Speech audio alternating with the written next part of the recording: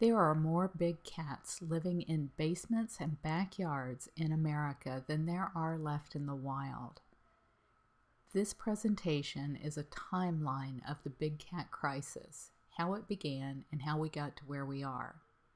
My name's Carol Baskin, and I'm the founder and CEO of Big Cat Rescue. We are caring for more than 100 exotic cats, and more importantly, working to end the trade. We provide rescue, rehab, and a permanent home. We do this with the help of more than 100 volunteers. The sanctuary started with the rescue of a single bobcat named Winsong. She was being sold at an auction where the people bidding on her were taxidermists who were buying these animals to stuff them and turn them into den decorations. Bobcats make awful pets, but by the time we figured that out, we were in too deep, because we had in the meanwhile gone to a fur farm where 56 lynx like Winsong were going to be killed for their fur, and came home with all 56. If you love animals, this could happen to you too. It's true, if you build it, they will come, and our phone started ringing off the hook with people saying, "Would you take my lion? Would you take my tiger? Would you take my cougar?" I had no idea people had these kinds of animals as pets, but back then the only people we could ask for advice were the breeders and dealers. We started getting calls from people who were reporting that they saw tigers in truck stops. Sometimes these people reported it in person when they came to visit the sanctuary. This was in a pre-internet world, and back then the tigers were at a truck stop in Texas. We rescued our first tiger in 1995, and his name was Shere Khan. He came from a backyard breeder in Flat Rock, Indiana, who was later the focus of a documentary called The Tiger Next Door. It spoke about how people were constantly breeding tigers in the hopes of producing a white tiger. But as far back as 1983, the curator of what was then the Bronx Zoo had announced to Geo magazine and also to the AZA that white tigers are freaks. It's not the role of a zoo to show two-headed calves and white tigers. The reason is because of all of the inbreeding that goes to create a white tiger, and we purposely chose not to rescue white tigers until 2004, when we rescued 5 big cats from a failed zoo, and one of them was a white tiger who was bonded to a lion. We couldn't break them up, so we rescued Zabu and Cameron. But back to the timeline, in 1995, we began giving tours of the sanctuary. We only had 45 guests our first year, but we started collecting names and addresses and began sending out newsletters to those who had come to the sanctuary. Our tours have always been guided and were an hour and a half long. In 1996, we launched our first website, and boy, the complaints started to pour in from around the world about the abuses that big cats were suffering. We began to see that the internet was going to be the way to reach the most people. Our site quickly became an international resource for everything about big cats. By '97, we had figured out that none of the exotic cats in private hands are involved in any legitimate conservation breeding, so we stopped all breeding, buying, and selling, and became a voice for these animals because they don't belong in cages. In '98, we attended the Small Felid Workshop, and then worked with the Felid Taxon Advisory Group in discussing cage spaces in AZA-accredited zoos, and then in '99 hosted the workshop in Costa Rica to enable the education of people in other countries as well. Probably the worst thing to ever happen to tigers in the U.S. was the 1998 generic tiger exemption. The U.S. Fish and Wildlife Service had so many people who were inbreeding tigers to create white coats that they decided to create an exemption for white tigers or generic tigers so that they did not have to be registered. In '99, we had been on Jack Hanna's show and garnered international attention. A veterinarian who had worked with more than 250 white tigers and also with Siegfried and Roy called us. He said that he wanted to expose the myth of the white tiger and show why it was so wrong for these animals to be bred. Dr. Dan Laughlin said that it was the greatest conservation deception of the American public in history, and that the deception continues through to today. We told everyone who would listen about the white tiger myth. We spoke to the American Zoological Association, USDA, the U.S. Fish and Wildlife Service, and spoke out at every opportunity about the abuses that these big cats were facing in captivity. Even the USDA had ruled that beating big cats with a baseball bat was considered acceptable training techniques. Thankfully, across the country, there were groups coming together under the name Humane USA Political Action Committee, and this was the largest group of people who were dedicated entirely to making sure that animal-friendly candidates were put in office. They raise about $250,000 per year, and it's the most important money that can possibly go into politics. I spent most of the year 2000 trying to recreate our database, which crashed in the Y2K scare. But nothing was ever as scary as the year 2001. Of course, we all remember 9/11, but for Big Cat Rescue, it was the year that tourism and donations just stopped. There was no money coming in and no way to feed more than 100 big cats at the sanctuary. We survived 2001, and by 2002 there was a bill introduced into Congress called the Captive Wildlife Safety Act, which would make it illegal to sell a big cat across state lines as a pet. It died in committee, but it takes most of these types of animal protection bills 6 years or 3 sessions in Congress. The bill was reintroduced in 2003, and we publicized it wildly. We knew that this could save thousands of big cats, far more than we would ever be able to rescue. There was even a story circulating about how a 9-year-old boy used his mother's credit card to order a tiger and have it delivered to their door. Thankfully, in 2003, this act became law, and it prohibited the sale of big cats across state lines as pets. It exempted USDA licensees, and it didn't have any rules to even enforce it until 2007, but we saw an immediate benefit for the cats. Every other year, the number of cats we were having to turn away was doubling, so that by 2003, we had to turn away 312 cats in a single year. After this bill passed, the numbers dropped dramatically, and they continued to drop as 8 more states passed bans and partial bans. What we discovered from this is that laws are the only way to end the suffering and abuse. You just can't educate people not to be stupid with big cats. If they're allowed to do it, they'll do it, and the laws stop them from being able to do that. 2003 marked the beginning of social networking, and we joined in the conversation with our first MySpace page. We also began posting comments online on news stories. What we found is that people would be saying, "Oh, isn't that cute? I want a tiger." But we could change the direction of their thinking and tell them all of the reasons why that was so cruel if we could join them while they were thinking about the issues in real time. 2003 also marked the first Taking Action for Animals conference in Washington, D.C. My husband and I go every year, and we just love it. It's 3 days of training sessions and then lobby day. You get to see the experts in action and then try your own hand at it, and having them right there is really helpful and empowering. What we've learned is it's not what you know, but who you know. We want to make sure that our lawmakers know about cat issues, so we invest $25,000 a year in CapWiz in order to connect our supporters with their lawmakers. We also use this for sending out our e-zines, sending out alerts on bills, and sending out alerts about abuses that big cats are facing. In 2004, we joined Facebook. Our Facebook fans have been wonderful. They've helped us win a truck, they've helped us win $25,000 in an online voting contest, and they join in the conversation with us every day about different ways to protect big cats. USDA was trying to crack down on the number of people who were being mauled and killed by big cats, but inadvertently created a 4-week window between the ages of 8 and 12 weeks, during which time cubs could be petted. The breeders and dealers exploited this like mad.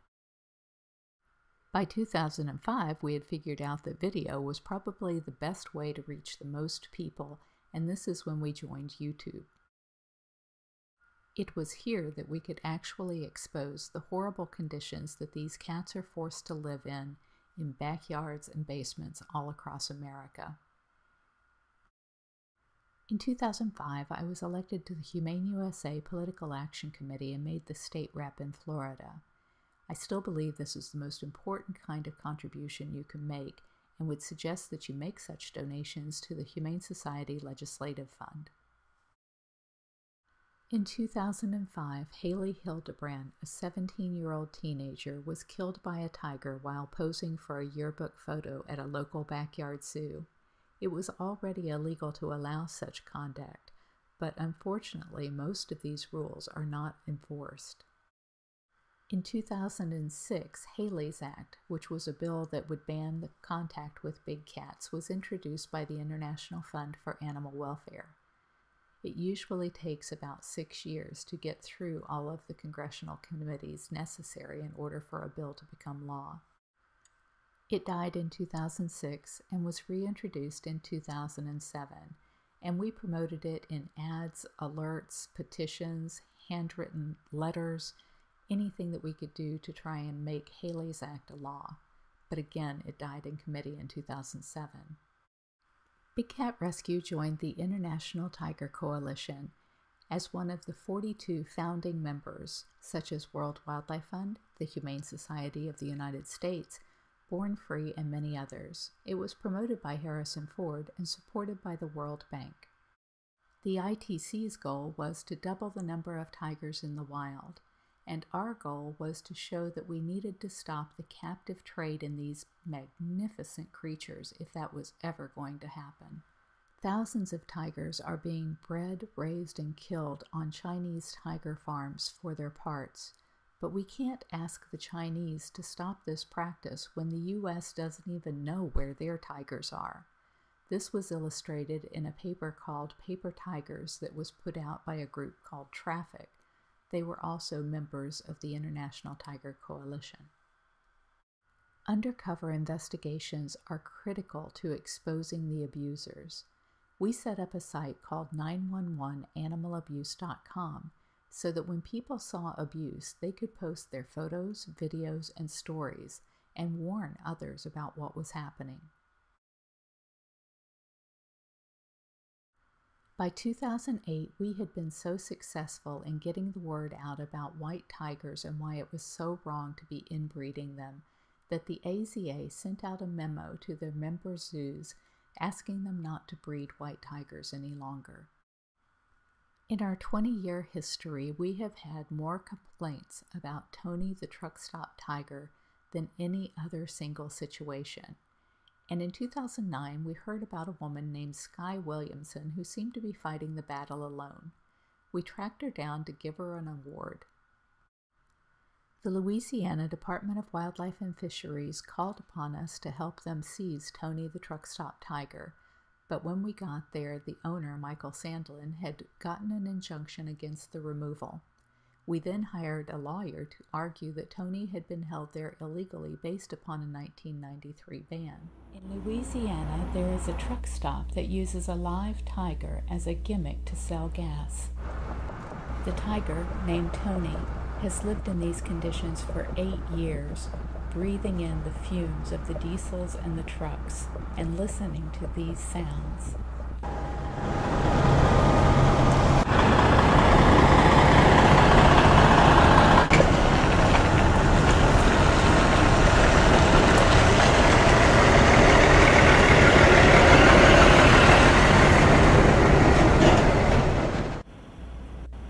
When Louisiana Wildlife and Fisheries gave the owner 30 days to find a new home for Tony, instead of doing the right thing, he chose to file a lawsuit. Some of Tony's friends spoke up for him in court. Display of wildlife or exotic animals prohibited ordinance was created to protect the community. I have provided you with the most current data of the U.S. big cat incidents, along with a copy of 20 years of violations from the USDA by Michael Sandlin. I have also provided a copy of the petition which I started, which has 1,191 signatures on it at this time. These people are showing support for the ordinance that's already on the books from 1993. We feel the tiger needs to be in a different environment for his own health and safety, and even more to protect the public. This ordinance can and will do that. Children are being mauled and killed by escaped tigers, and still people feel they have the right to own them. The only way you can ensure the public safety is to not have a privately owned tiger in your community. Again, 20 years of violations from the USDA, which only require the bare minimum. And with that, there is no way that Michael Sandlin will ever meet the requirements to get a Louisiana state permit. For many, many years, concerned citizens across the United States have done everything they could to have these tigers removed from the truck stop before an incident happens. The opportunity is here in front of us to make sure the community is safe from a tiger attack or a escape.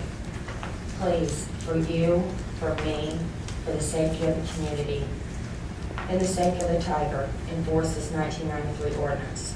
If Tony is released to a humane sanctuary, he will be properly cared for the rest of his life by professionals, not tiger truck stop employees.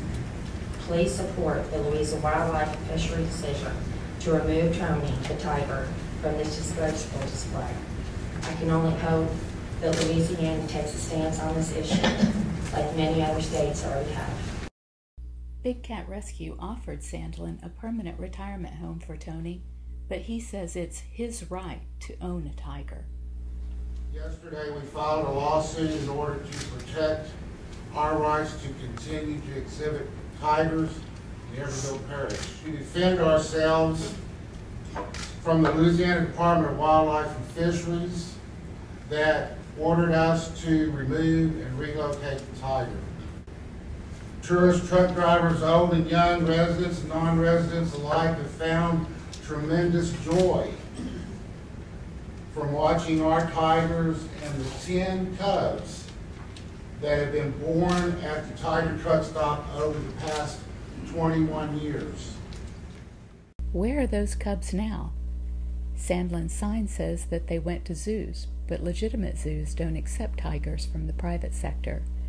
None of the cubs born at such facilities are pedigreed, and so they can't be used in conservation programs. If you go inside the truck stop diner, you'll find one of the unlucky white tigers. She's stuffed and mounted over the buffet table as a decoration. She was only 4 when she mysteriously died. Please do not give in to animal rights activists who think that they know what is best for the tiger. If you have to post signs that say please don't throw rocks at the tiger, then it's no place for a tiger. We think you'll agree that sending Tony to Big Cat Rescue would be best. We need you to speak up for Tony.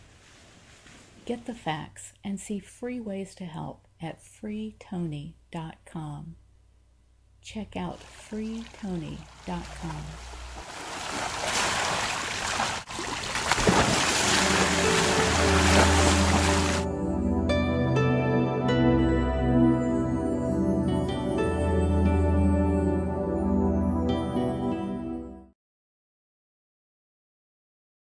In 2010, Tony's story even made it onto CNN, but as of 2012, he's still listening to the sound of those diesel engines in the truck stop in Grosse-Tete, Louisiana.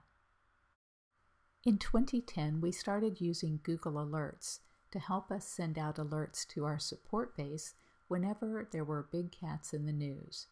Because of this, we were able to send thousands of emails, comments, letters, and alerts to educate people about why it's wrong to keep these animals in cages.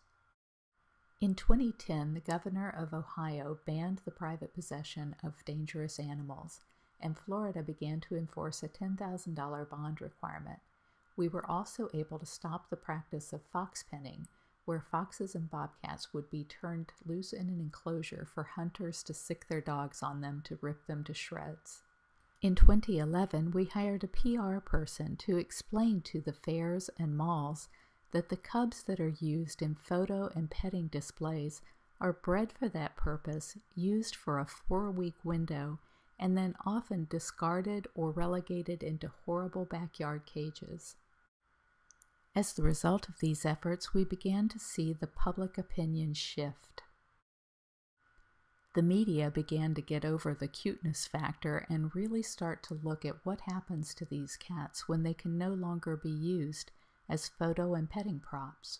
This isn't a zoo. These adorable tigers are caged up at a mall where between Christmas shopping, people can pay to get their pictures taken with them. We found this tiger exhibit at the Northgate Mall in Cincinnati. $55 total. For $55, you can get your picture taken with a cub and play with the babies in a cage. But the 8-week-old cub I got to pet was obviously sick and barely moved during our visit. Why do you think he's sick? Maybe he's just tired. Maybe he's just stressed about something. Another cub on display was missing a patch of fur and clearly not happy to have its photo taken. These guys were also at the exhibit. They're 6 months old and already dangerous. They're kept behind a cage because by law, the public is not allowed to interact with tigers older than 3 months. And here's why. That's what happened yesterday. There's blood everywhere. This employee told us he got scratched up by one of these older tigers just the day before. It was just a total mess. We showed our video to Adam Roberts from the animal rights group Born Free. He says these traveling tiger shows exploit the tigers and endanger the public. Anybody who puts them in close contact with the public is creating a recipe for disaster. But what Roberts says is even more disturbing is where these cubs often end up when they're too old for pictures, caged and kept as pets in people's backyards. Believe it or not, there are more tigers living in Americans' backyards than there are living in the wild. So where do these cubs come from? Joe Schreibvogel is the president of the company that operates that traveling tiger exhibit in the mall. Many of the cubs used in the exhibit were born in captivity at his exotic animal park in Oklahoma, a nonprofit roadside zoo home to over 200 tigers. While denying any wrongdoing, he paid $25,000 for repeated animal welfare violations in 2006 and is currently under investigation by the USDA for the unexplained deaths of 23 tiger cubs at his park. How did your 23 tigers die? Bad formula. You've had to pay $25,000 in fines. You've had 23 of your tigers die. Do you think that you're a responsible owner of tigers? I damn sure do. Schreibvogel says he takes good care of his tigers and displays them for educational purposes. And he blames the death of those 23 cubs on bad milk formula. But both the formula manufacturer and the FDA, which tested it, told us the formula was safe.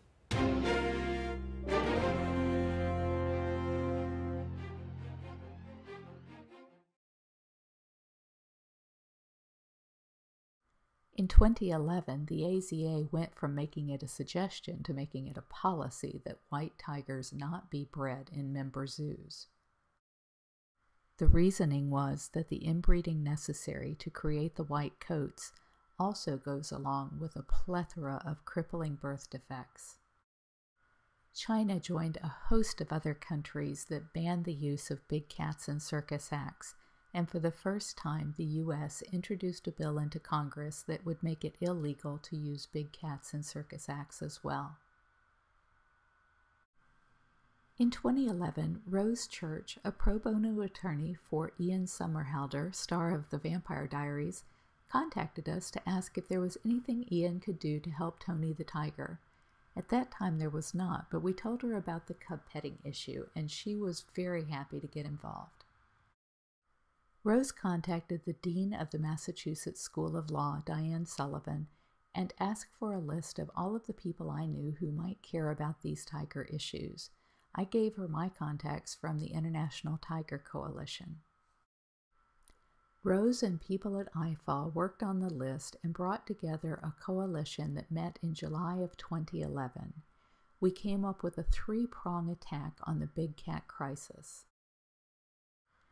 The plan was to close the generic tiger exemption, to close the 4-week window that allows cubs to be petted between the ages of 8 and 12 weeks, and to introduce a federal ban on the private possession of dangerous big cats.